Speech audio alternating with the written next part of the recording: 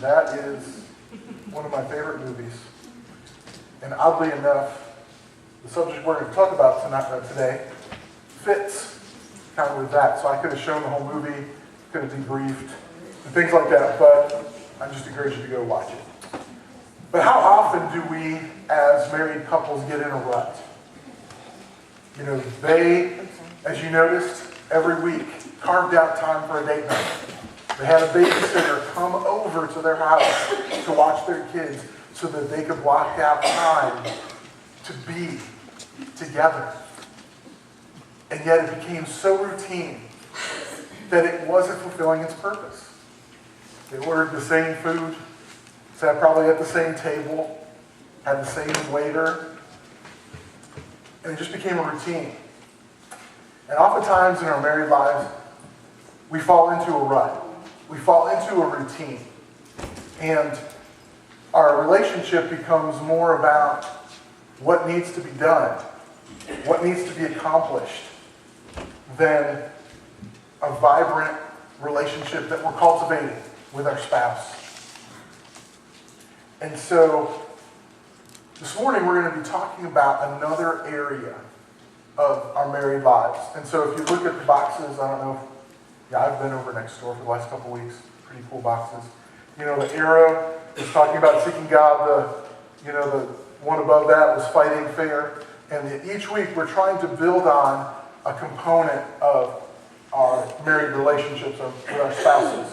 And so this week, as has been my custom as I get ready to preach, I kind of go to Facebook to find out what people are thinking. And so when I asked, what is your most memorable date? What was your most memorable date? It was fun to see people kind of respond. And that sometimes it was going extreme distances to attend different events. Sometimes it was, just spending time together. Sometimes it was actually the wedding day or the proposal before the wedding. Because usually proposals happen before the wedding. Because if you do it the other way, she might be really surprised. But either way, people responded and remembered. Someone actually posted a photo of their first date. When I was thinking about our first date, my wife and I, one of the funny things was I asked her out on April 1st. It was not a joke, but we went out, and as college students, I did have a job, but usually you did things around campus, and so you might go and do something here for a couple bucks, you might do here for a couple bucks, but we went out, and our first date was like $30. And I was just like, man, I can't do this. $30 for a college student was like, back then, was a lot. And so, we went on a double date we both had mutual friends that were, I think they were dating, but they weren't yet married. But we went out, we went to this nice restaurant, nice for college kids, it wasn't McDonald's. I was just thinking. You can order the Happy Meal. And then we went to the mall, we played these kind of cool games, they kind of helped us out, because, we knew each other, but we didn't really, know each other. And so, it was fun, but then, because I like to keep track of things, we had 6 other dates before the end of the school year, and I think combined, those 6 dates cost me about $10. And so I was like, okay, balanced out a little bit. If you go 7 days divided by 40, it was better.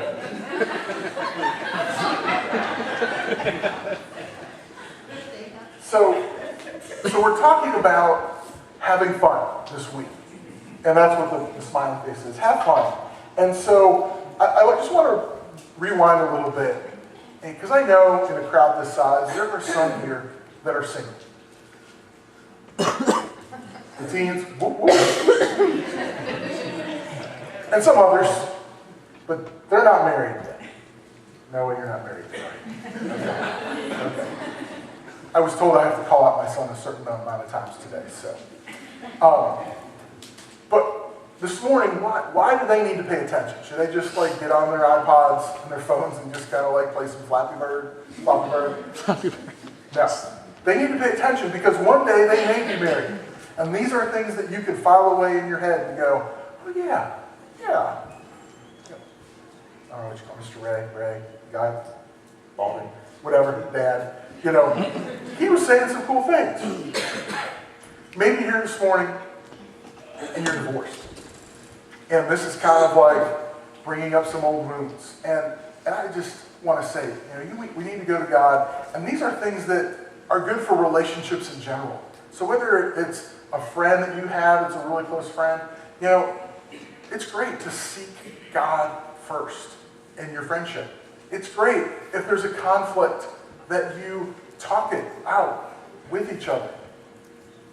And it's great, to spend time together and have fun.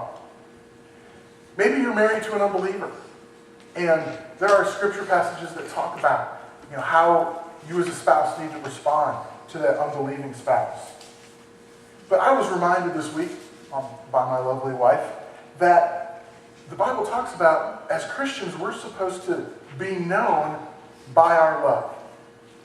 John 13:35 says this, "By this all men will know that you are my disciples, if you love one another." And so, what better way to show the world what God's love is like than to show it in your marriage? To love each other so much and so radically that people on the outside look in and go, wow, that's different. Why do you do that? And people look and go, well, it's because of God. And oftentimes, when it's like that, when we're striving for that, when we're encouraging others to do that, there's less fires to put out. There's less problems to deal with so that we can actually do what God has called us to do, which is minister, to help the hurting and the broken, to go on mission trips around the world and share the gospel. But I think a lot of times the church today has to deal with the problem of marriages crumbling and falling apart. Now, as I said, today we're talking about having fun. And if a guy was just going to be up here talking about having fun, the message might only be 5 or 10 minutes. Because it would be geared towards guys, and we'd be thinking guy things and doing those things. And it doesn't really take a long time to talk about that. So I've asked my wife, my lovely wife, to come up, and we're going to kind of talk things out today. And so she's going to kind of come up and hopefully...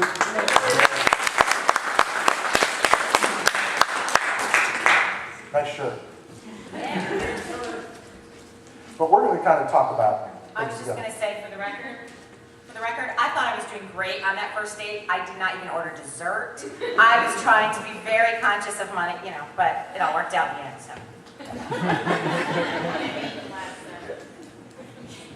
Now I get dessert all the time. Yeah, that should be. It's a law in our house.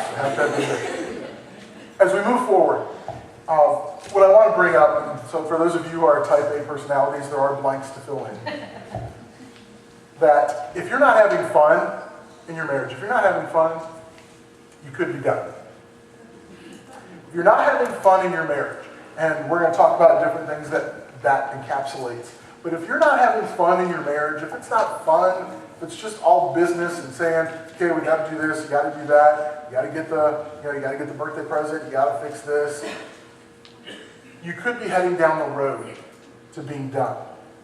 Because oftentimes, a divorce, when it happens, it's not something that just flips. Like one day you're happily married, galloping through the lilies, and then all of a sudden the next day, there's a divorce. There's steps that take that. Now, before I forget, because I got talking about one of my favorite movies, this is going to be a PG-13 sermon. Yes. So we need to, if you have any children in here, you might want to make sure they head over to the kids building. They're finishing up the Winter Olympics. It's really cool. Talking about being disciples of Christ. But we're going to be talking about some things for married people and adults here. So maybe you're sitting there saying, you know what, I don't have time for fun. I'm too busy. I got a job, I got family, we're running around all this. Who has time for fun? Well, again, if you're not having fun, you could be done. we're going to look at 3 types of fun. And what we're going to do is we're going to start kind of farther out and move our way in. That's kind of how I thought it would be easy to remember. And my wife is going to interject. We're going to kind of try this. We talked about this. And this is the first dry run here. So, if you want to stay for the second service, there's not a second service. First of all, we're going to talk about side-to-side fun. Side-to-side fun. What I mean by that is that this is time where you just are with your spouse, together time, where you're doing something with your spouse and you're there together. There's other things we're going to talk about when you're actually talking and talking about emotions and things like that, things that guys love. But this is side-to-side fun. If you got your Bibles, turn over to Ecclesiastes chapter 9. If not, it'll flash up there on the screen here. But Ecclesiastes chapter 9 says this, verse 9. Enjoy life with your wife, whom you love, all the days of this meaningless life that God has given you under the sun. All your meaningless days. For this is your lot in life, and in your toilsome labor under the sun. Now you might say that doesn't sound very happy. But Solomon was talking about meaningless of life in Ecclesiastes, and he goes through and he lists all these things that you think, man, if I get rich, and he says, nope, chops that down. That's meaningless. If I enjoy pleasure and drink and do all that stuff, chops that down, and that's meaningless. And so he says, enjoy life with your wife during your time here on earth. It's going to seem meaningless that you're just going through the motions. But what better way to go through the motions than with your wife and enjoy it? And oftentimes in our lives, we just get so busy. There's work, and there's kids, and there's church, and then there's family functions that you have to attend, that we neglect spending that quality time with our spouse. And we just view that relationship, we view this relationship as a business partnership. Okay, you do this, and you do this, and you do this, and then I'll do this, and I'll do this, and I'll do this. And it's just kind of a business relationship instead of a vibrant, growing, trying to put in time to make it important type of relationship. Flashback to when you first were dating. I talked about our first date. Did you enjoy it? Did you enjoy dating when you first got together? Or was it, oh man, this guy's calling me again? Oh man, he's proposed? Whew, I don't know if I really want to marry him. He's so boring. No. When you think about your dating life, it was exciting. You laughed. When was the last time you laughed as a couple? With each other. Not at each other. we talked about that. And we're at this stage kind of in our family. I was telling her, sometimes it's just, you have to laugh. And it's not because of what the other person is doing. It's because of life. And if you don't laugh, it's going to be, you're going to pull your hair out. And for me, what there is to pull out. You had so much in common when you were dating. Oh man, we have this in common, we have this in common, we have this in common. And sometimes I think as we go on in marriage, we go, we have nothing in common. Did you change? Or do you still have those things that you first loved spending time with? But what happens when we get married? We get on the hamster wheel. We get going, we get going, we get going. We have kids. And one of the things I was thinking about with our most memorable dates is they didn't have kids in it. No offense, guys. He's always the only one in here today. But thinking about, our first date, thinking about travels we did. There was a recent time that we had thought about that we had a good time. It was without kids, but it was time where it was just us. And so think back to those times when you spent time together and had those fun times and go, you know what, maybe we need to do that. Maybe we need to go back to those times where we had those things in common. Now, this is just a quick commercial here for guys. I want to bring this up because I know that they know this. But I want to let them know this. Oftentimes, guys, we like and enjoy the hunt. Now, I'm not a hunter. I don't like to get up early in the morning, sit in a tree, and wait for something to come by. I like to go to the grocery store where it's already there. But there's something to be said, guys, for the pursuit of something that is elusive. And so there's like a thrill, there's an excitement there of the pursuit of going after something. And I think sometimes we viewed our relationship with our future wife and our wife as that we enjoyed the thrill of the pursuit. We enjoyed going after her. We enjoyed, trying to woo her. And yet, once we got her, that was it.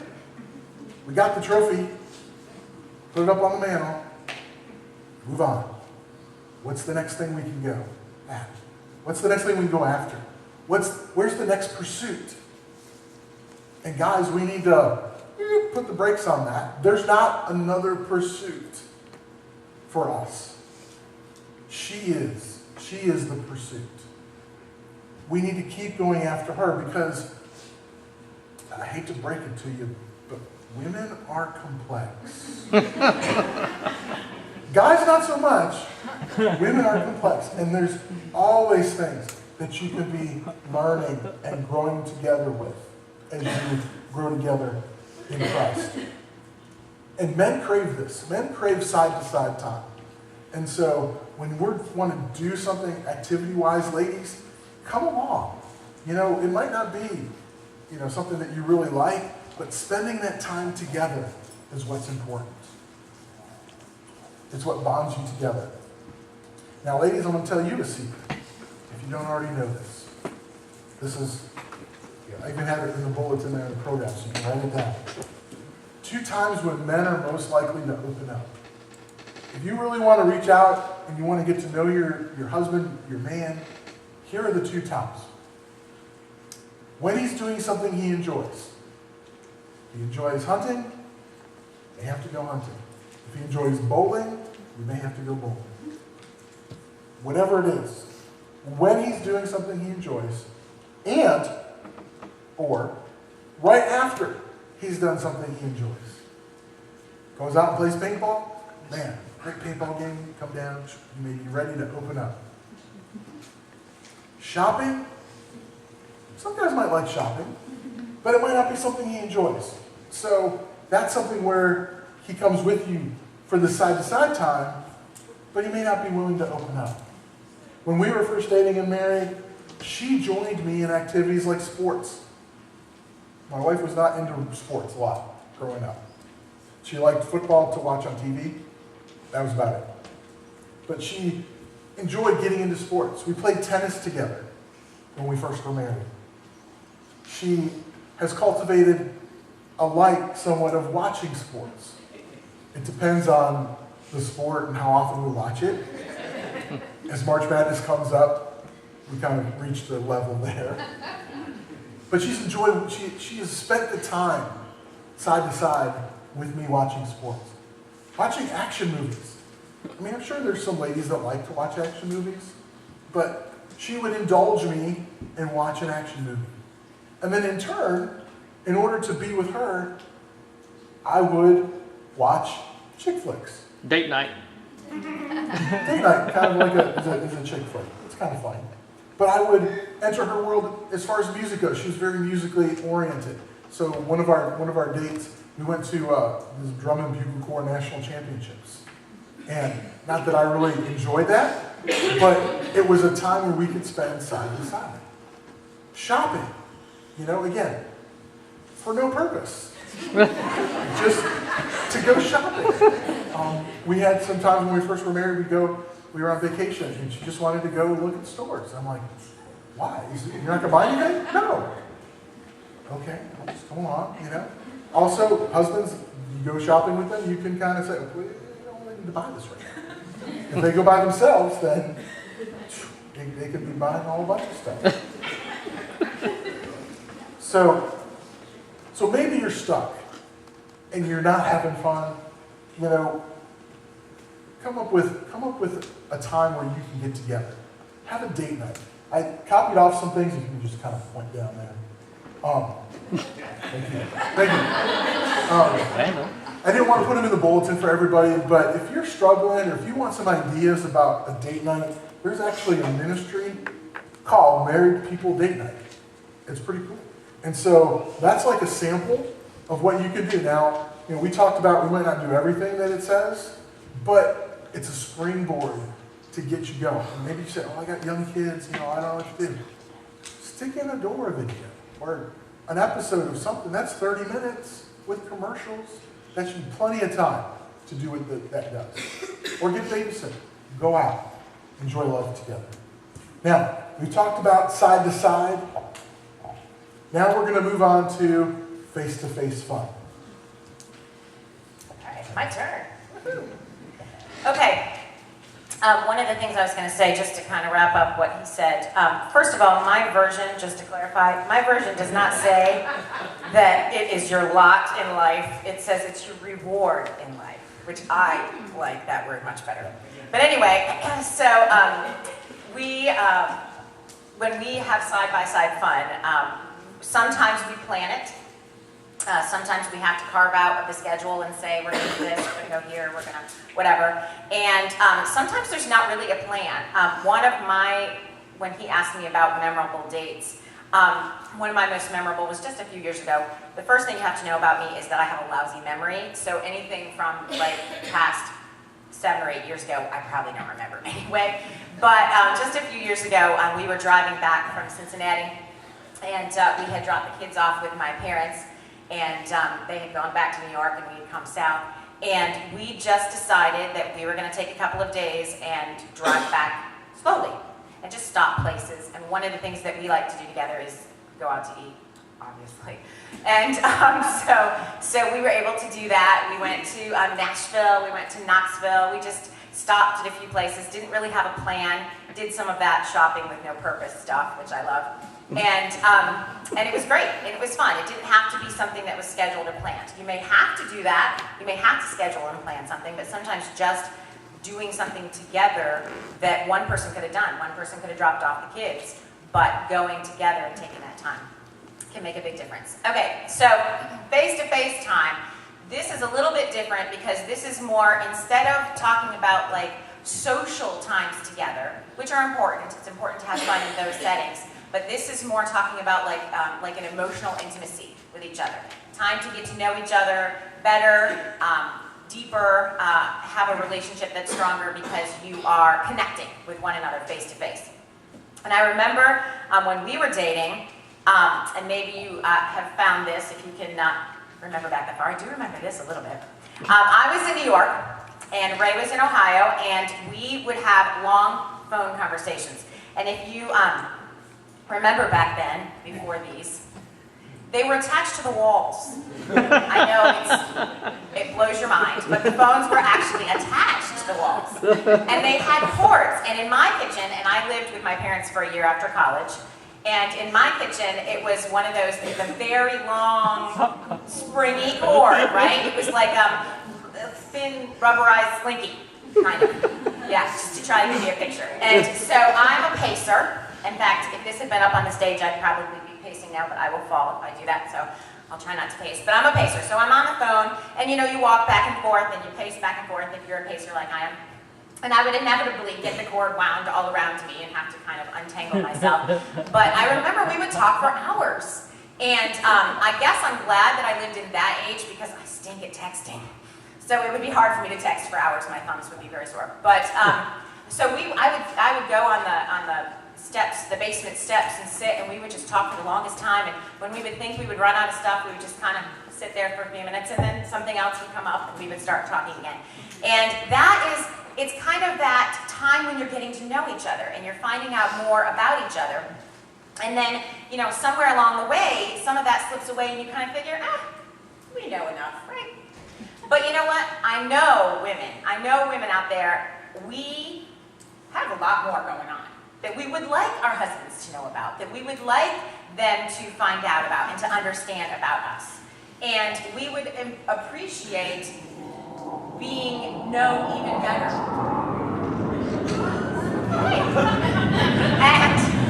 And guys, you may, hang on, 5 more.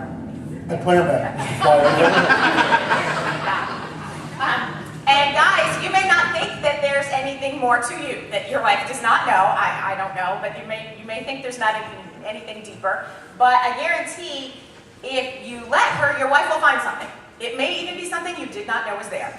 But it's true. If you open up and start talking about things, there will be things there that you will learn even after, I mean, we've been married 20 years, and hopefully we can say the same thing in another 20 years, but you learn more about each other when you spend time face to face. So the problem is that takes time. And if you go to Song of Solomon, this is actually the one that is in your notes, Song of Solomon, chapter 7, verse 11. And there are a ton of examples in the book of Song of Solomon, but this is just one of them. It says, "Come, my beloved, let us go out into the country, let us spend the night in the villages." And it's just talking about taking time to be with each other, not only side by side, but also face to face, taking time to get to know each other better and better, even if you've been married for a long time. And this does take, it takes some effort sometimes. I think one of the things that I appreciate doing, and I'm kind of a practical girl, so I'm going to try to give you some practical stuff, take it or leave it, but these are the things that I appreciate. I like taking walks, and Ray is not a big fan of walks. He kind of figures that exercise should have an end goal, and it should preferably happen on a court or a field, and it should have 2 sides and some sporting equipment involved, and a score and a winner and a loser. And if it doesn't have those things, it makes no sense. I didn't tell him I was going to say that, but so it makes no sense to him. So going for a walk when you actually have nowhere to go, just walk and then come back, is not really in his wheelhouse. And so, so we don't do it all the time, but I really appreciate it because I know he's not a big fan. I really appreciate it when we do take walks together.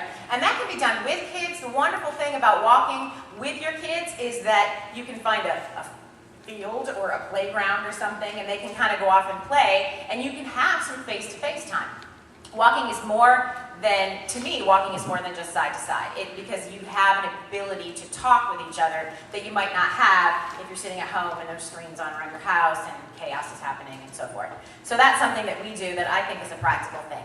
Another thing is sometimes it's hard to know where to start. You kind of like that date night video where they're sitting there and they're like, okay, what do we talk about? We're not allowed to talk about the kids, and there's not. You can talk about your coworkers or how your day was, but it gets kind of old fast, and you end up talking about the weather or who's got to drive where or who's got to do what or whatever it happens to be. And one of the things that has helped us find a little bit deeper conversation is reading books together. Just before bed or whatever, read a chapter together and spend some time talking about the book, what we think. Do we agree? Do we disagree? Or just a book that we enjoyed together and hanging out. Don't have to read. There's lots of things that are on, MP3 or whatever, that you can get on your phones or whatever and listen to something together. And it gives you a chance to go a little bit deeper, and it gives you something to talk about, a topic. It gives you something to kind of jumpstart something a little bit more than just hanging out. If you have no time, welcome to the club. Let me give you some practical suggestions. He already talked a little bit about, especially when you have kids, and about, going into the dining room or going into the bedroom and, sticking in a door and DVD or something like that gives you some time.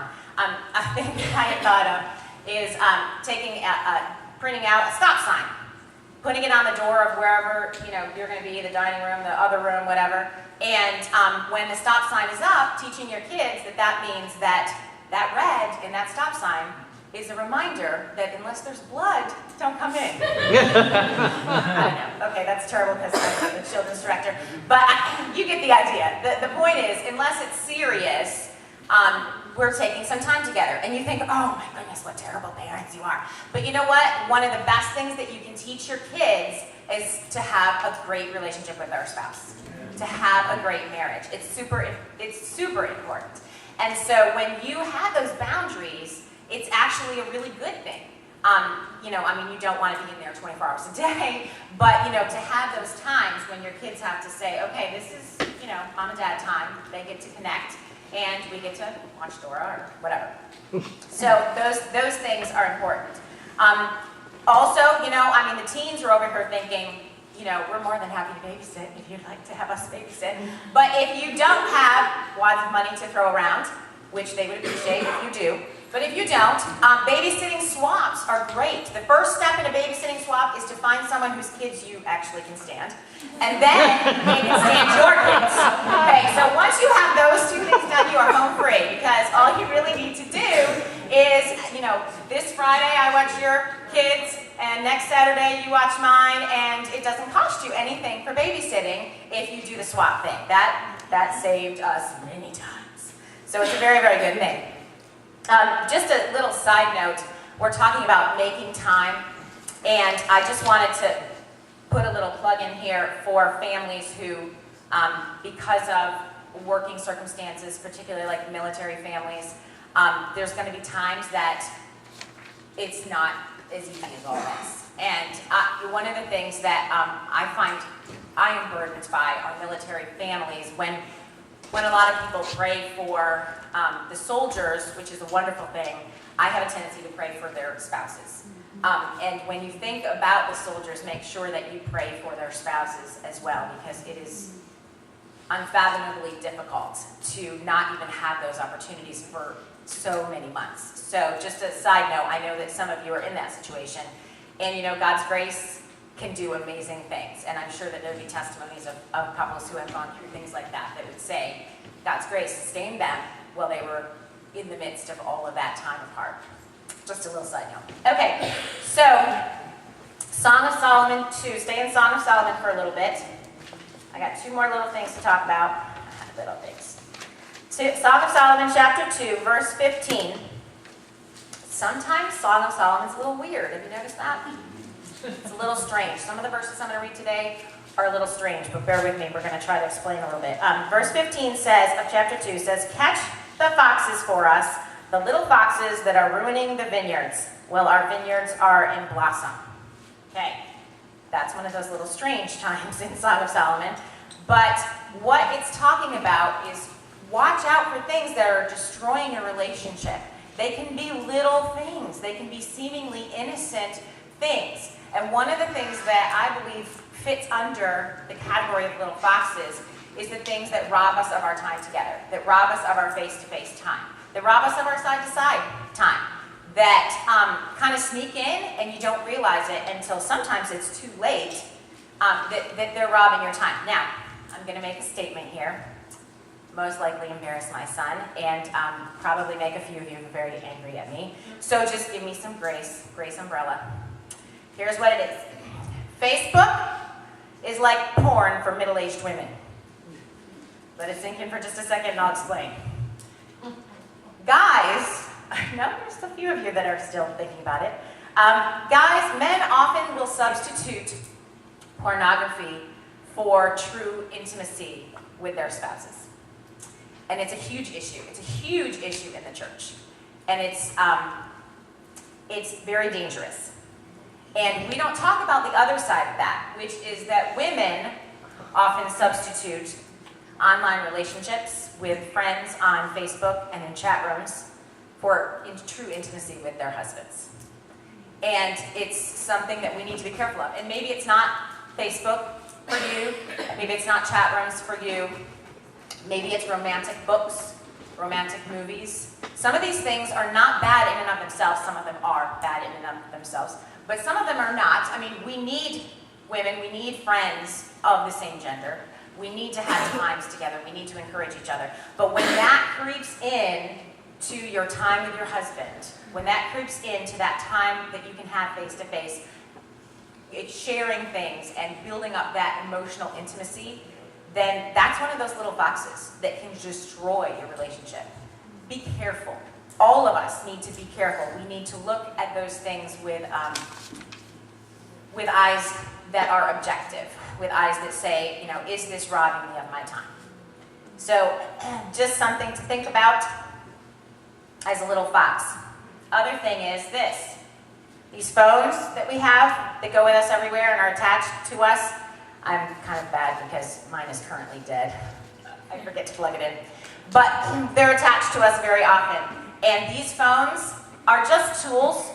They can do great things. I mean, you can look up countless meaningless facts on these phones. You can take pictures of your babies and your grandbabies and take video, and you can do all kinds of great things on these phones. But they're tools, and tools can be used for good and they can be used for evil. And these phones, on these phones, we can commit adultery with these phones. We can spend so much time cultivating relationships with people of the opposite gender on these phones that it destroys our marriage. We can watch things and be on sites that we have no business being on these phones. We can be so connected to our jobs that we neglect our families, or so obsessed with video games and videos and movies or TV shows or whatever that we neglect our spouses. So don't let this become a little fox in our lives. Be very, very careful that you watch out for those little foxes, because you know what? A fox in a vineyard can destroy what you're trying to grow, what you're trying to cultivate, what you're trying to get fruit from. A fox can destroy it, and you might not even know. They just sneak in and sneak out, and boom, you're in trouble. And that's the way some of these things are in our lives. But how can we use it for good? I told you I was practical. A couple of things that you can use these for good. I know that we are taught, women, and I don't know, maybe this is sunk in, maybe it hasn't, but we're taught that we need to communicate our needs. We need to communicate what we like, what we don't like, things like that with our spouses. And today we're using a lot of generalizations. Women are like this, men are like this, and it's not always like that. You know, sometimes you may find yourself on the other side of things. A lot of times God will put people together, you know, that are different, a talker and a non-talker or whatever. You may be on the opposite side of the generalizations that we're talking about. Gee, I wonder which side I'm on. All right, so anyway, in general, when women say, these are the things I like, these are my needs, I would really like flowers. I'm not a huge flower fan, but let's say flowers. I'd really like flowers. If you come home the very next day with flowers, she might not be very happy about that. Because you see, if you just did it because she told you to, it doesn't count. I don't know if you knew that, but there it is right there. It doesn't really count. So your phones are a great way to remind you when you really want to remember, but you're probably not going to remember on your own. Put it in your phone, and then a few days later, bring them when, you know, it's your idea. It works much better. Just real quick. we did talk about this. Ladies, you need to cut your guys some slack. Because if they bring flowers the next day,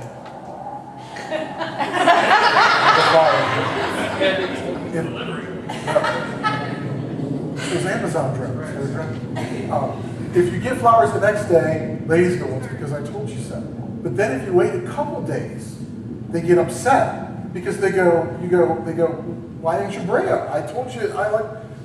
So whatever happens with the gifts, compliments, whatever, you need to realize we're still learning.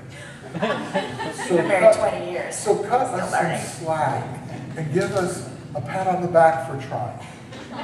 Yeah, very good. It's in here. I'm going to talk about that too. All right, so set up reminders. This is a great place to put in, I'm sure there's an app for that, where you can put in what your spouse needs. You know, maybe they mentioned that their kitchen towels are getting all ratty and they need new kitchen towels.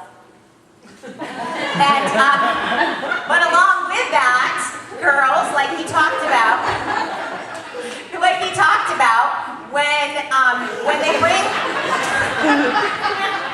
they bring home the kitchen towels that are the wrong color, that's all right. It's all good. You have to be very excited anyway. It's okay. It's all right. Blue. So anyway, these are good things to put in your phone. Or, things that they like. They're going through the store shopping for no apparent reason, and they happen to say, I love my turquoise necklace, but I have no earrings that match them. Just put that in your phone, because you might never know, and that might come in handy the next time you're thinking about getting a gift. All good things to use your phone with. Love notes. Sending love notes to each other. That's a great thing. You can send that, and it's free. Woohoo, bonus. You can look up, get online on your phone or at home or whatever, look up cheap romantic dates that you can have with your spouse, and maybe even dates that don't end at Walmart, like ours often do. So anyway, the point is, look out for those boxes and use those tools for good things and not for bad things. Last verse I want to talk about is Song of Solomon chapter 7, and I am not going to read all of this, and you can go ahead and read it silently and you will understand. I am going to read the first part of verse 1, and then I'm going to skip on down to verse 4. The first part of verse 1 says, How beautiful are your feet in sandals, O prince's daughter. And then skip on down to verse 4. This is again one of those times when you shake your head, a Song of Solomon. It says, Your neck is like a tower of ivory, your eyes like the pools in Heshbon by the gate of Bathrabim. Your nose is like the Tower of Lebanon, which faces toward Damascus. Your head crowns you like Carmel, and the flowing locks of your head are like purple threads. The king is captivated by your tresses. How beautiful and how delightful you are, my love, with all of your charms. And this is all the way through Song of Solomon. And it's not just the husband to his wife. There are many times where it's the wife to her husband, and they talk about all these things. And they talk about all their different body parts and so forth. And the point of the whole thing is that they are spending face-to-face time. And a lot of it, because they notice a lot of things about each other. And that's important, the time that we need to take before we give those compliments. And the reason is because compliments need to be three things. When you're giving a compliment, they need to be sincere. You might need to practice this. You might need to say to yourself, I'm going to give my spouse a compliment every day for the next month, or 2 months, or whatever it's going to be. And it's going to be something different, and it's going to be something true. That's important. Something sincere. I do this with the kids next door sometimes, and I'll say, say something nice about the person on your right, and it's pretty funny. They're like, I like your shirt, or you weren't as mean to me today as you usually are, things like that. But I'm hoping that by our age that we can improve upon that just a little bit at least. So be sincere. The second one is be specific. You can talk about looks like they do a lot of times in Song of Solomon, and be specific about that, but you can also be specific about actions. Saying thank you. This is the time, like what he was talking about, when you give that pat on the back. When you say, thank you so much for helping me with that. That's huge. It really means a lot. Meant a lot to me that you helped me with that. My pet peeve is loading the dishwasher. And so I often will leave the room when he loads the dishwasher because it just works better. And then I don't rearrange anything. It's all good. And I have to really be thankful for that because I want him to do it again. So if you want him to do it more than once, be thankful. Be very thankful. So be sincere, be specific, and be sweet. No strings attached. Sometimes we have expectations that come with compliments, requirements, or expectations. Guys, don't assume that these compliments are automatically going to lead to extracurricular activities in the bedroom. And women, don't assume that these compliments will automatically lead to extra chores around the house. So don't have strings attached or you will be disappointed some of the time at least. And then the last thing that I want to talk about before I pass it back over is receiving compliments. And then this is specifically for women. I just know more about women, so I know that it's hard for us to accept compliments sometimes. We don't see ourselves the way our parents see us, and it's hard to reconcile that in our lives. We tend to focus on the negative about ourselves, and my encouragement to all of us today, me included, is to not disagree when our husbands give us a compliment. I know that sounds a little strange, why would we disagree? But you know what? I do it all the time. No, I'm really not that pretty. Or, no, I really wish I looked that good in this. Or whatever it happens to be, okay? Make sure that you are not putting ideas in his head that are not there. He doesn't see you that way. So don't even give him that idea. Accept the compliment and be able to move on and to be thankful that he does see you that way. And don't ask him if you're